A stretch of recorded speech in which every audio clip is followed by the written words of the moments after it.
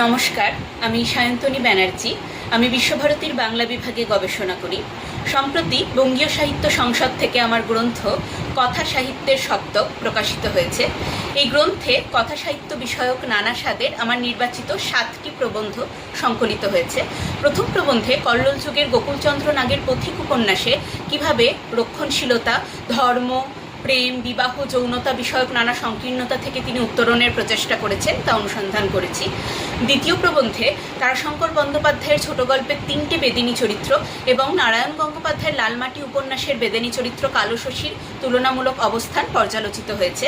তৃতীয় প্রবন্ধে সুখময় মুখোপাধ্যায়ের প্রায় বিস্তৃত 6টি গোয়েন্দা উপন্যাস সম্পর্কে মূল্যায়ন করেছি।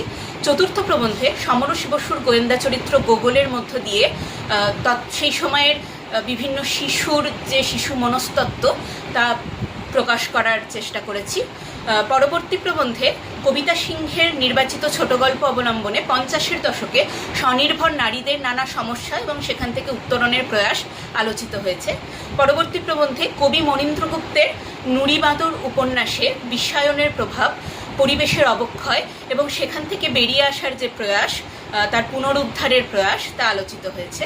এবং সর্বশেষ প্রবন্ধে সুচিত্রা ভট্টাচার্যের নির্বাচিত ছোট গল্প অবলম্বনে দাম্পত্যের নানা স্বরূপ, নানা রস সেই সম্পর্কিত পর্যালোচনা করেছি।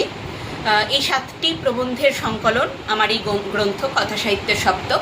পাঠকেরা যদি আগ্রহী হন তাহলে বঙ্গীয় সাহিত্য সংসদের আউটলেট থেকে এই গ্রন্থটি সংগ্রহ করতে পারেন।